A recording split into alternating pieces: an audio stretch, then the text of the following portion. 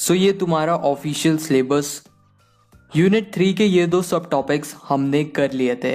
आज की इस वीडियो में हम पूरा एसक्यूएल निपटाने वाले। सो लास्ट वीडियो में हमने थोड़ा ब्रीफ लिया था डेटाबेस और database management that is DBMS के बारे में। उसी को कंटिन्यू करते हैं।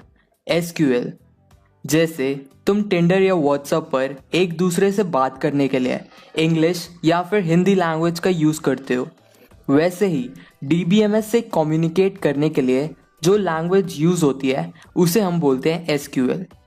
इसकी full form structured query language. ये एक लैंग्वेज है that is used to interact with database. ये नॉन केस सेंसिटिव होती। तुम कोड को स्मॉल या कैपिटल लेटर्स किसी में भी लिखो, मैटर नहीं करता। प्री डिफाइंड सिंटेक्स मतलब इसका कोड पहले से डिफाइंड है। तो ओवरऑल समराइज करते हैं, रॉ डेटा को तुम टेबल्स में स्टोर कराते हो और बहुत सारे इंटर रिलेटेड टेबल्स को एक डेटाबेस के अंदर स्टोर करवाते हैं। सो एसक्यूएल यूज होता in database creation, table creation, values insertion और न जाने कितने अनगिनत चीज़ों में। तो यार मान लो तुम्हारे पास एक टेबल है, इसमें स्टूडेंट्स के नेम, स्टूडेंट्स एज और students date of birth given है, बहुत सारे स्टूडेंट्स की। अब अगर मैं तुमसे पूछूं कि एक टेबल बनाने के लिए हमें किस किस चीज़ की नीड है, सबसे पहले कॉलम नेम कि कौन सा डेटा स्टोर कराना है, दूसरा टाइप ऑफ डेटा कि डेटा हमें टेक्स्ट, नंबर या फिर किस फॉर्मेट के अंदर स्टोर कराना है। तो एसक्यूएल के कुछ प्री डिफाइंड डेटा टाइप्स हैं। अगर तुम न्यूमेरिक डेटा से डील कर रहे हो तो तुम यूज़ करोगे इंट या फिर फ्लोट। जैसा कि नाम से पता चल रहा है इंट, जब इंटीजर वैल्यू स्टोर करानी है तो हम इंट यूज़ करते हैं। और फ्लोट अगर decimal values that is point वाले नंबर तुम्हें स्टोर कराने हैं तो तुम फ्लोट का यूज़ करोगे।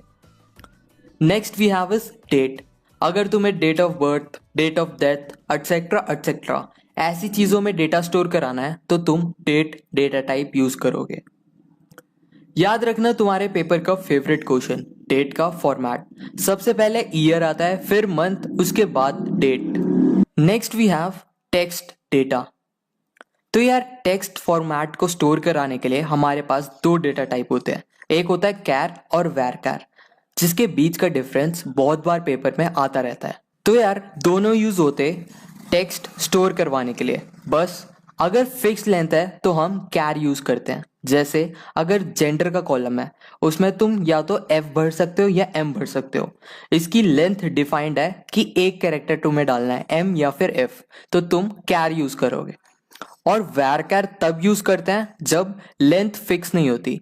जैसे तुम्हें किसी का नेम इनपुट कराना है तो सबके नेम्स का लेंथ अलग अलग हो सकता है। तो यार जो कैर होता है, जितनी भी तुम लेंथ इसे असाइन करोगे वो सारी मेमोरी ऑक्यूपाई करता है, भले तुम उसके अंदर डेटा डालो ना डालो। कैर मेमोरी वेस्ट करता अगर उतने साइज का डेटा उसे ना मिलता तो। बट वेर कैर में अगर जितनी भी लेफ्ट ओवर मेमोरी है वो उसे यूटिलाइज कर लेता। अभी ज्यादा दिमाग मत लगाओ इन चीजों पे, प्रैक्टिकल करते करते ये सभी रट जाएंगे। तो यार कोड करने चलते हैं, उससे पहले तो ये दो पेजेस दोबारा देख लो। एसक्यूएल लैंग्वेज फर्दर 3 कैटेगरीज में डिवाइडेड है। टीडीएल डेटा डेफिनेशन लैंग्वेज, इसके अंदर हमें कमांड्स पढ़नी है create, drop, alter. Next we have is DML data manipulation language, इसके अंदर हमें जो जो कमांड्स पढ़नी है आर इंसर्ट, अपडेट, डिलीट। उसके बाद DQL that is data query language, इसके अंदर हमें सेलेक्ट कमांड पढ़नी है। आओ एक एक कर इन कमांड्स को पेलते हैं। मान लो तुम्हारी मैम ने तुम्हें क्वेश्चन दिया है to create the following table. आओ सीखते हैं इसे कैसे बनाते। सबसे पहले हम एक डेटाबेस बनाएंगे, उसका कोड है क्रिएट डेटाबेस, फिर डेटाबेस का नाम क्रिएट डेटाबेस बदमॉस। हमने एक डेटाबेस बना लिया जिसका नाम है बदमॉस। नेक्स्ट हम इस डेटाबेस के अंदर एक टेबल बनाएंगे। टेबल बनाने का सिंटेक्स होता क्रिएट टेबल, फिर टेबल का नाम, उसके बाद ब्रैकेट ओपन, उसके बाद जो भी तुम्हारे कॉलम्स है उन कॉलम का नेम और कॉलम नेम के साथ उसका डेटा टाइप। दोबारा ध्यान दो इधर, कॉलम नेम और फिर उसका डेटा टाइप। ऐसे ही हम सारे कॉलम्स बना लेंगे। लास्ट में ब्रैकेट बंद करना है। जब भी हम एसक्यूएल कमांड खत्म करते हैं लास्ट में सेमीकोलन लिखता है। अब जैसे इस कोड को हम रन करेंगे एक टेबल का ढांचा तैयार हो जाएगा जिसके अंदर जो जो हमने कॉलम नेम दिए थे वो कॉलम नेम आ जाएंगे। पर अभी हमारी टेबल खाली है, आओ इसके अंदर वैल्यूज इंसर्ट करें।